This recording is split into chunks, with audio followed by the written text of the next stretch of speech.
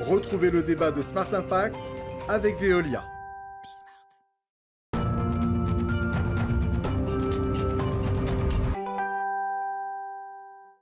C'est le débat de ce Smart Impact. On est toujours au CIPCA au Salon de l'Immobilier bas carbone. Je vous présente mes invités tout de suite. Lionel Bertrand, bonjour. Bonjour. Bienvenue, vous êtes directeur de l'innovation et de la construction durable chez Point P. Et Rory McNeil, bonjour. Bonjour. Et bienvenue, directeur développement chez Ecosem. Allez, question rapide de présentation pour démarrer. Bon, Point P, c'est une enseigne qui est connue du grand public. Peut-être que nos téléspectateurs et téléspectatrices ne savent pas forcément c'est quoi. C'est une enseigne du groupe Saint-Gobain. On peut Tout déjà à le présenter fait. comme ça. Point P, c'est la principale enseigne de distribution du groupe Saint-Gobain. Nous accompagnons tous les professionnels du bâtiment dans leurs projets de construction, rénovation ou aménagement. Et on a une offre de produits, solutions, services disponible dans 1000 agences, 350 showrooms.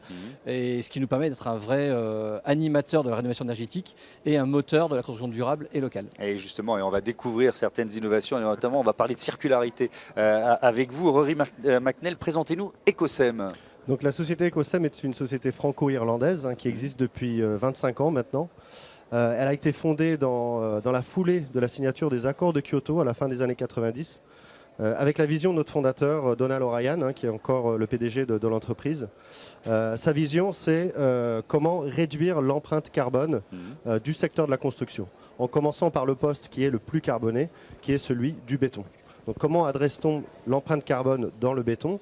Eh bien, il faut regarder qu'est-ce que c'est que le béton bas carbone finalement. Donc en fait, le béton en soi est composé. Il faut savoir qu'après l'eau, c'est le matériau le plus consommé par l'homme sur la Terre. Donc c'est déjà une échelle qui est énorme. Donc ça veut dire que c'est un levier de décarbonation qui est effectivement majeur, quoi. Exactement. Et si on descend d'un niveau et on regarde ce qu'il y a à l'intérieur du béton standard, entre guillemets, eh bien, il se trouve qu'il y a des agrégats, c'est-à-dire des cailloux, du sable, de l'eau, mais surtout la colle en fait qui permet d'agglomérer ces éléments pour faire finalement de la roche entre guillemets synthétique. Et en fait c'est une chimie, c'est le ciment.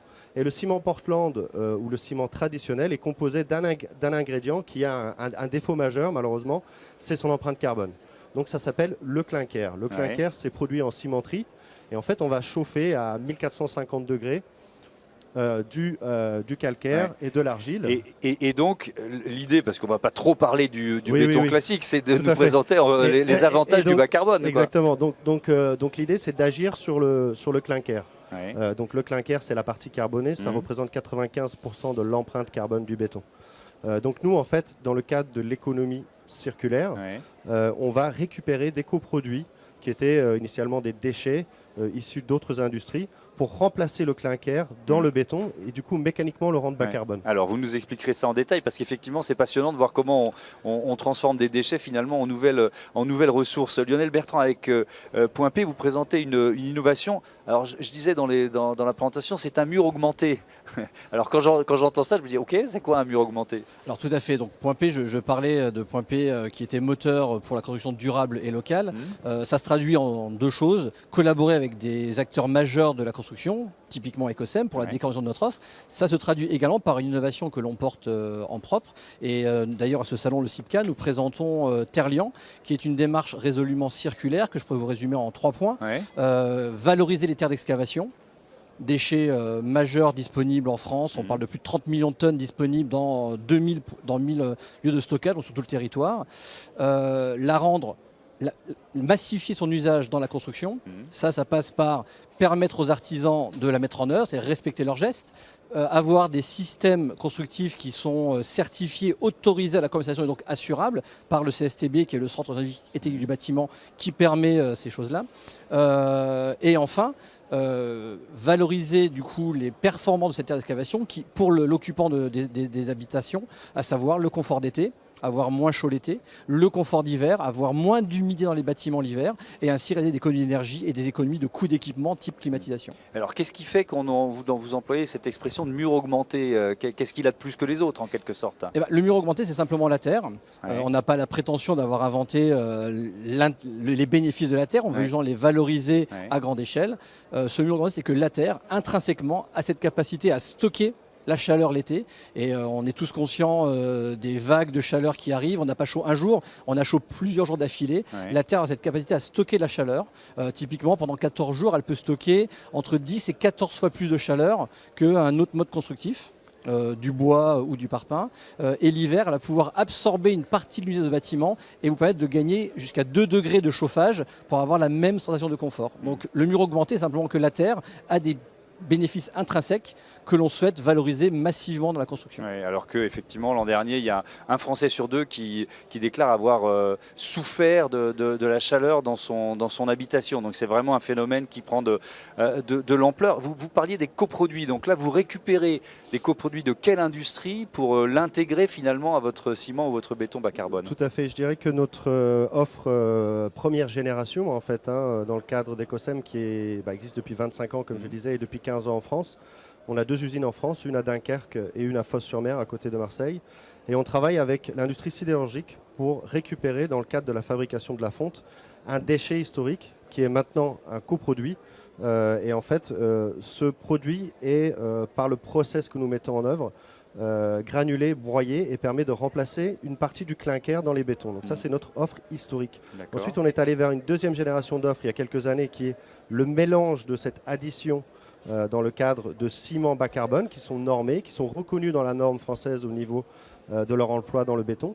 Et on a une troisième génération d'offres qui arrive, qui est notre solution ACT, qui va permettre de réduire de 70% l'empreinte carbone des bétons dès aujourd'hui en fait au niveau du ciment. Qu'est-ce qu'elle a de plus cette solution? Cette solution, elle utilise plusieurs types de produits qu'on va broyer, qu'on va mélanger et qui sont beaucoup plus massifiables que notre solution historique qui est le laitier, qui est une très bonne solution, que ce soit technique, au niveau carbone, etc. Mais la solution ACT est beaucoup plus massifiable que la solution historique. Et en fait, on va aller chercher d'autres additions, d'autres produits, on appelle ça des SCM, donc c'est des matériaux cimentaires de substitution, pour aller réduire les taux de clinker dans les bétons. Ce qui est magnifique avec, je dirais, l'industrie du béton et du BPE, c'est qu'il existe 3000 à peu près BPE en France. Donc il y a à une demi-heure d'un chantier n'importe où en France une centrale à béton. La centrale à béton en soi, elle n'émet pas de CO2. Ce qui émet du CO2, c'est l'utilisation du clinker et du ciment. Donc si on vient agir sur le taux de clinker chez le cimentier, qui est celui qui fabrique, qui mélange, on va réduire l'empreinte carbone des bâtiments. Lionel Bertrand, à quel point c'est devenu un préalable à tous les nouveaux chantiers? C'est-à-dire que là, vous êtes dans l'innovation, certains des pionniers, etc. Vous êtes en train de réinventer finalement, d'inventer des solutions pour le secteur de l'immobilier. Mais à quel point vos clients vous disent il nous faut ça, sinon on ne vient pas? Vous voyez ce que je veux dire? Est-ce que c'est un présupposé d'une certaine façon? Alors dans la construction durable, en effet, il y a vraiment aujourd'hui 2 axes majeurs. Le carbone, à savoir abaisser le carbone de la construction, qui est d'une part demandé par les clients et imposé par la réglementation, à savoir la RE 2020 qui impose des seuils de carbone de plus en plus bas. Et aujourd'hui, sur un salon comme le CIPCA, les gens réfléchissent à comment atteindre le seuil carbone en 2030. Puisque le seuil carbone actuel, pour eux, est déjà derrière eux. Il faut encore améliorer ça. Ça passe par des liants bas carbone notamment. Ça passe par des changements de mode constructif, mélanger le béton, le bois, et nous, on pense également à la terre, alléger les bâtiments. Donc tous les moyens sont bons pour réussir à diminuer l'impact carbone.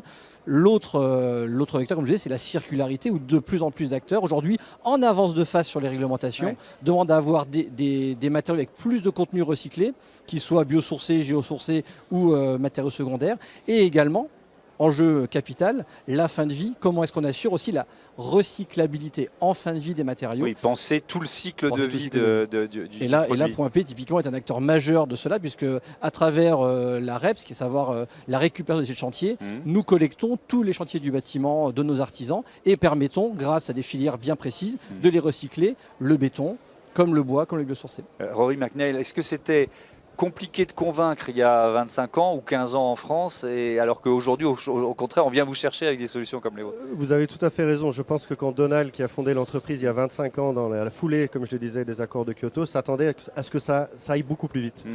Finalement, notre solution a mis du temps avant d'être mature au niveau de la demande carbone.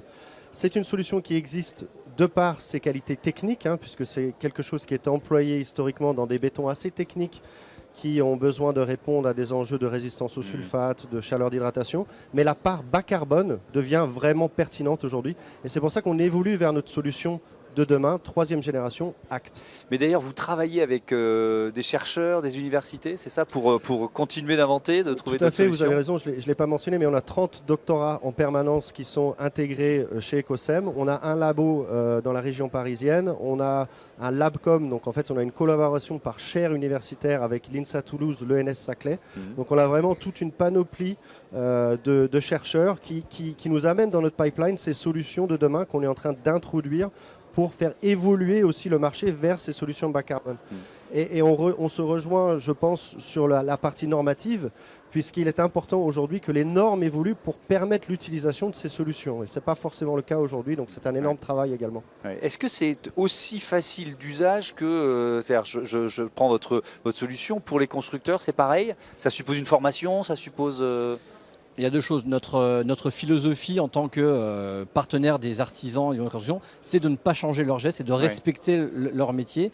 Donc oui, à partir du moment où c'est assurable, où on a fait le travail en amont avec le CSTB, avec des partenaires pour être soit normalisé, soit certifié, notre philosophie, c'est de toujours respecter les artisans pour que ce soit facile à mettre en œuvre, à un coût maîtrisé. À savoir, il ne faut pas que le confort et la construction durable soient forcément réservés à une élite qui puisse se payer des surcoûts insupportable pour tous les Français. Merci. Donc on limite à moins de 4% les surcoûts. Merci beaucoup, merci à tous les deux d'être venus nous présenter Merci bien. ces solutions. On passe à notre rubrique Smart Ideas tout de suite.